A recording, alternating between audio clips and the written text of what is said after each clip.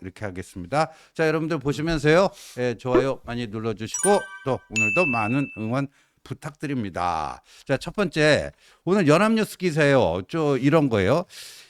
최근에 와서 이제 최대 변수가 마은혁이 여기 합류할 것인가 아닌가, 그거를 이제 그 최대 변수로 헌법재판관들은 꼽았었다. 근데 지금은 한덕수 총리가 직무 복귀하고 또 마은혁 임명할 그 기미가 전혀 보이지 않으니까 이제 마은혁이 합류하는 것은 물 건너갔다, 이렇게 보고 있답니다. 마은혁이 합류하는 것은 거의 이제 가능성이 없어졌다, 뭐 이런 거고요. 그 다음에 이제 이재명의 공직선거법 재판, 이것도 26일 이번 주 수요일에 결론이 나지 않았습니까? 결론이 났어요. 그래서 그 이재명 그 이후에 27일, 28일 계속 뭐 이제 이런 평의를 하고 있는데 평의 시간이 굉장히 짧아졌다. 그래서 이 헌법재판소를 잘 아는 이 법률가들이 그 평의 시간이 짧아졌다는 것은 더 이상 논점이 될 만한 사안이 이제 거의 없다는 의미 아니겠는가. 그렇다면 어느 정도 탄핵 심판의 결론은 나와 있고 이제 선거일 정도 정하는 최종 뭐 그런 것만 남은 게 아니냐, 뭐 이런 지금 얘기가 나왔어요. 근데 저는 사실은 이게 긍정적인 측면도 있고 부정적인 측면도 있어요. 네, 그러니까 가장 기본적인 전제는 그 지체된 정의는 정의가 아니다. 그리고 지금 그렇죠. 헌법재판소에서 이 결정을 내리지 않음으로 해서 그 불확실성이 이어지고 있잖아요. 그리고 얼마 전에 이제 기업하는 제 후배들이 전화가 와서 이런 얘기 하더라고요. 형, 우리 기업인들끼리 만나는데 정말 미칠 지경이야. 어, 도대체 어떻게 될지를 모르니까 계획을 짤 수가 없어. 아, 기업들이 앞으로 투자를 어떻게 하고 뭐 음, 이런 것들에 대한 아무런 계획을 짤 수가 없다라고 하면서 음, 도대체 정치가 왜 이렇게 기업인들을 힘들게 하느냐라면서 저한테 하소연을 하더라고요.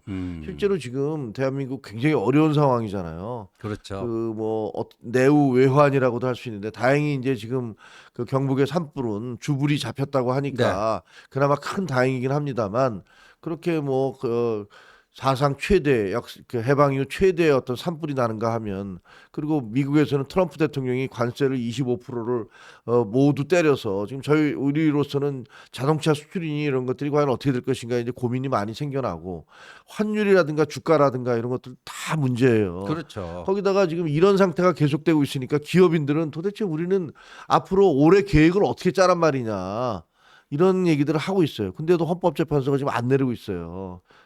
계속 최장기간을 수기를 하고 있는 거 아닙니까? 그래서 지금 최근에 나온 얘기들, 그러니까 평의 시간이 짧아졌다. 그러니까 이것은 아마 결론을 이미 다 내렸다라는 그런 징조 아니겠느냐. 그래서 곧 결론이 내려지지 않겠느냐. 이렇게 볼 수도 있고요. 네, 또 하나는 이미 결론이 내려졌는데 음, 서로들 만나서 자기들의 입장을 굽히지 않고 있어서 음, 충돌이 계속되고 있어서 만나서 아이 뭐 입장이 똑같은 뭐 더 이상 얘기할 것도 없죠. 하고 헤어지죠.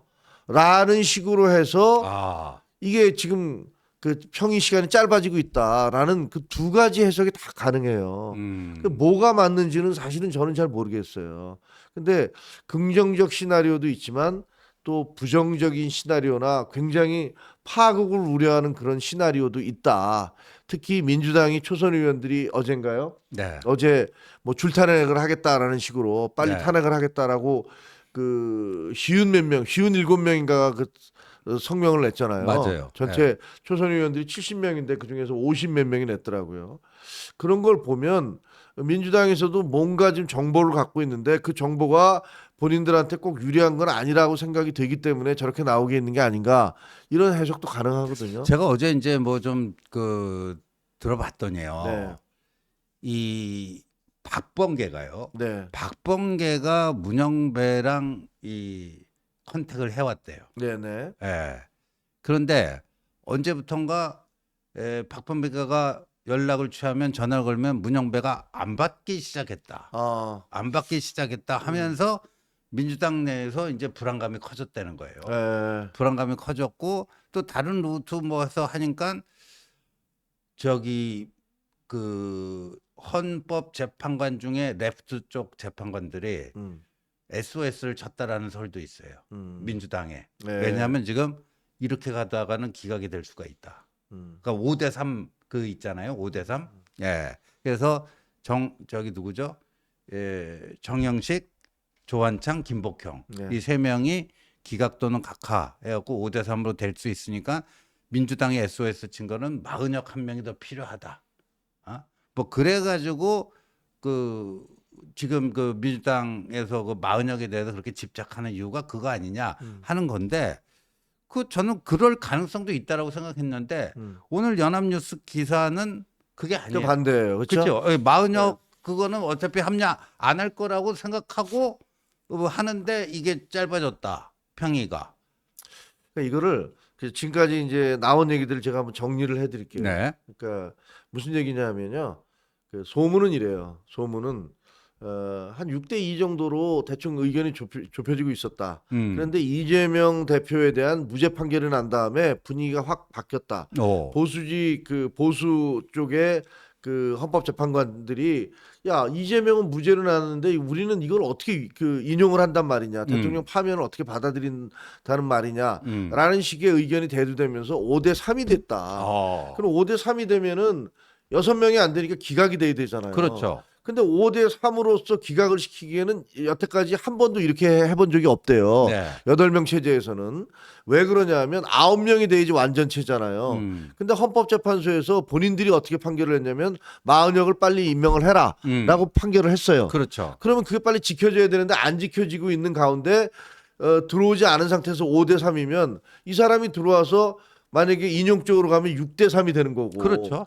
그리고 만약에 반대쪽에 있으면 5대4인데 이렇게 될 가능성은 없지만 6대3이 되는 거잖아요. 그렇죠. 근데 이럴 가능성이 있는데 이 마은혁이 들어오지 않은 상태에서 불완전한 상태에서 5대3으로 다수는 인용을 하자고 하고 그중에 소수는 안 된다고 얘기하는데 네. 어쨌든 6명을 채우지 못해서 소수의 의견으로 기각이 되는 경우. 그렇죠. 이럴 경우는 그 정당성이나 안정성이 많이 깨진다. 네. 이렇게 주장을 한다는 거예요. 그렇게 되기 때문에 서로 야 이렇게 되면은 그 다음이 벌어질 것이 뻔하지 않느냐.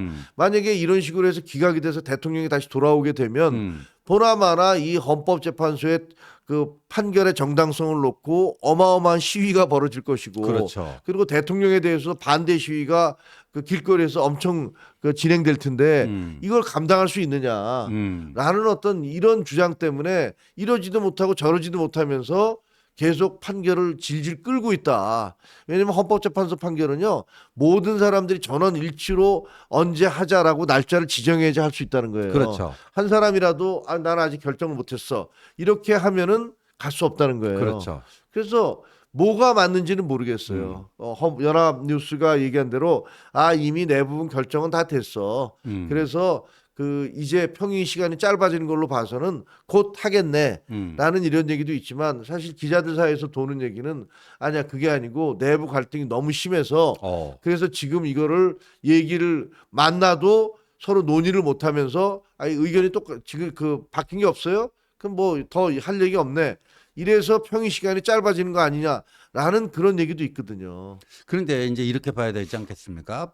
그러니까 일설에 따르면 5대3으로 되니까 문영배와 이미선은 4월 18일에 자신의 임기가 끝나서 퇴임을 하는데 마지막 그 대통령 탄핵 심판에 기각적으로 그거를 도장을 찍어주고 나올 수는 없다. 그러니 아예 그냥 결정을 못한 상태에서 퇴임을 해버리는, 그러니까 이제 원래는 뭐 기각이냐 인용이냐 두 가지 시나리오였는데 4월 18일까지 그 결정을 못하고 표류 제3의 시나리오가 등장한 거 아닙니까? 근데 맞아요. 저는요 만약에 그렇게 가면요 식물 헌재가 되는 거 아니에요. 맞아요. 그러면 헌재 무용론이 나옵니다. 그리고 개헌론이 막 분물처럼 쏟아져 나오는데 헌법재판소 없애자. 헌법재판소 꼭 있어야 되는 거 아닙니까? 미국 없어요. 일본도 없어요. 우리가 이제 독일의 헌법재판소가 있어갖고 87년 헌법 만들 때 그 시스템을 좀 이렇게 좀 벤치마킹 해갖고 온 건데 굳이 헌법재판소가 따로 있을 필요가 뭐가 있느냐. 이런 것도 제대로 결정도 못하고 뭐 하는데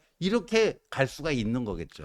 네. 그러니까 문영배 이미선 재판관이 4월 18일 날 임기가 끝인데 네. 야 나는 이거 우리가 그 5대 3으로 기각되는 꼴을 못 보겠어. 음. 그래서 대통령 다시 돌아오는 꼴을 나는 볼 수가 없으니 음. 그럼 나는 결정 안 할래라고 그냥 떠날 수가 있다는 거예요. 떠날 수 그때까지 그냥 시간을 질질 끌고 이 두 사람이 떠나면 그러면 이 대통령이 2명을 또 임명을 해야 돼요.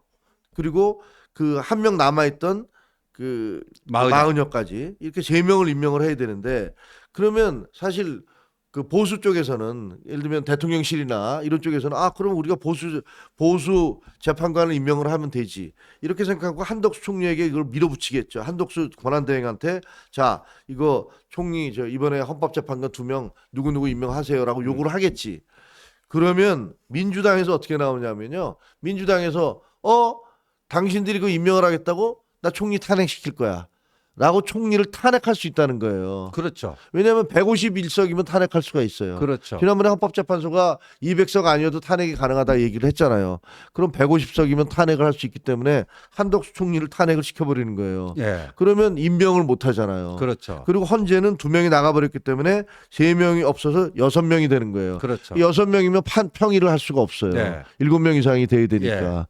그러면 헌재도 완전히 그 작동 불능 상태가 그렇죠. 되고 예. 마찬가지로 정부도 예. 대통령 권한대행이 또 탄핵이 됐으니까 예. 그리고 다음에 그러면 최상목 대행이 또 올라오겠죠. 그렇죠. 그럼 그것도 또 탄핵시키는 이것도 거예요? 문제가 생기면 예. 또 탄핵시킬 수 있잖아요.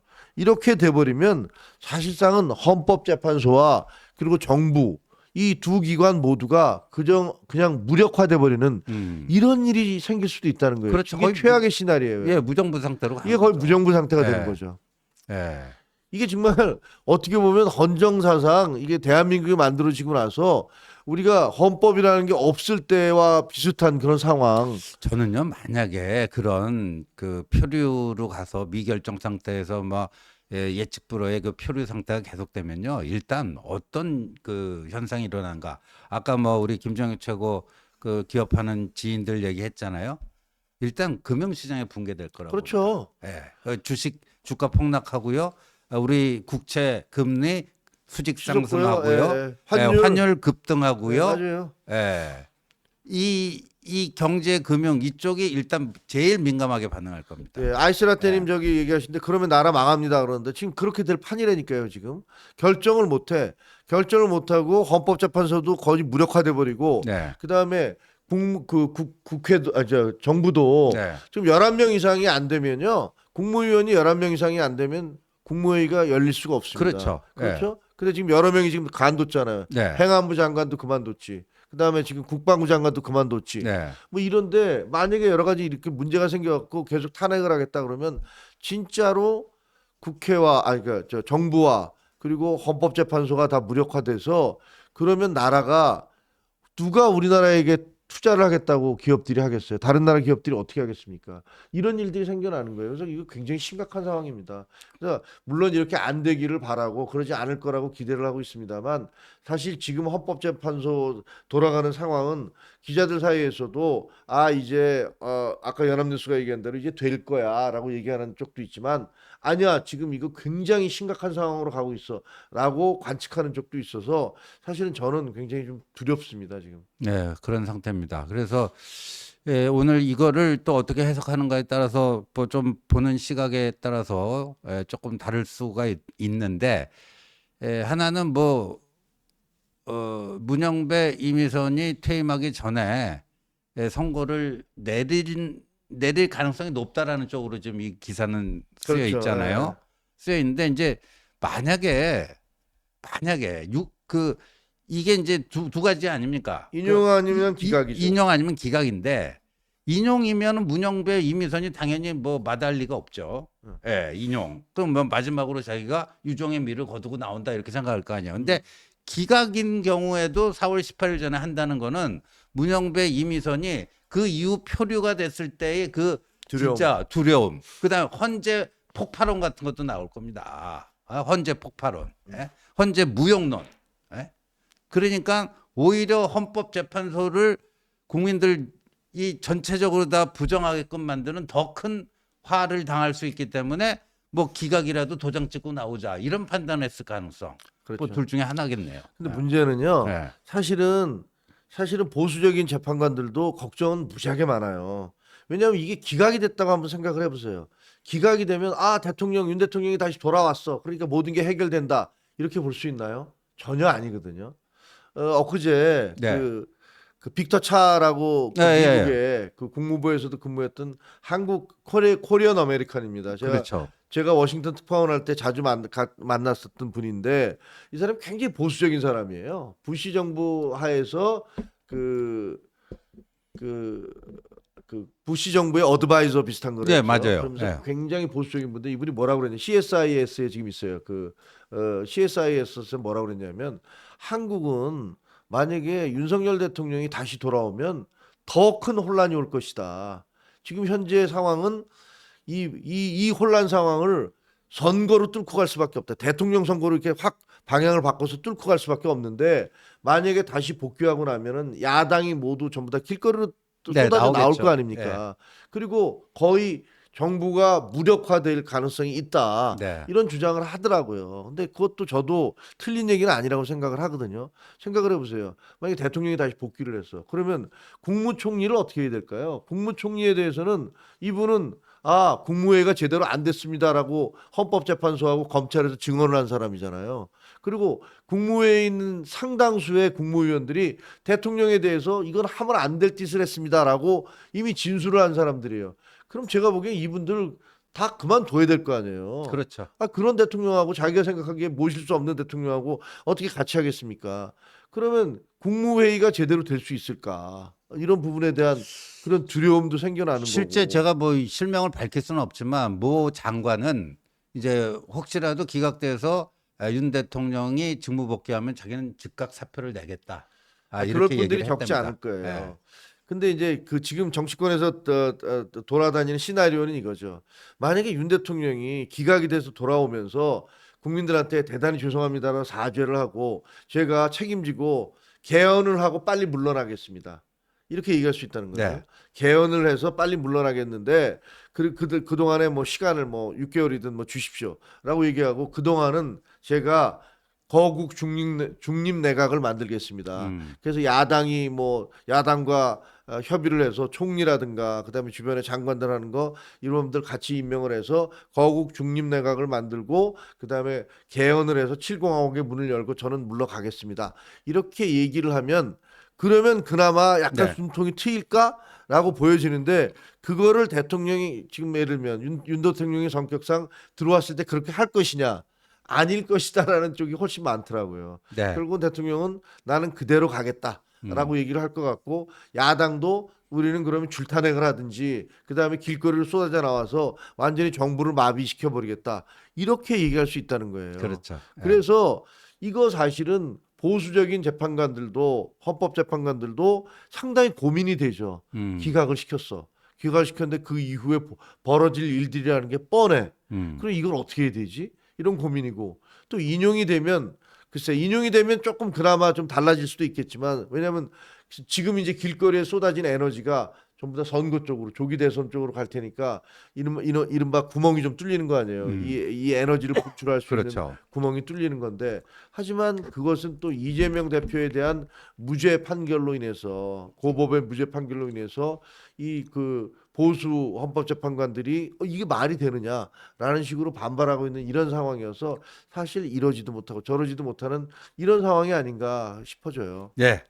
그래서 지금 뭐 요 정도까지가 지금 그 탐지가 되고 있다 하는 정도로 하고요. 이거는 뭐 지금 확 누구도 헌법재판관 당사자들 아니고는 누구도 뭐 어떻게 될 거다라고 확실하게 얘기할 수는 없는 거라고 아무도 알 수 보입니다. 없죠. 예, 아무도 알 수 없는 거고요. 예, 그렇습니다. 그래서 또 요것과 연결되니까 두 번째 주제로 좀 넘어가 보겠습니다.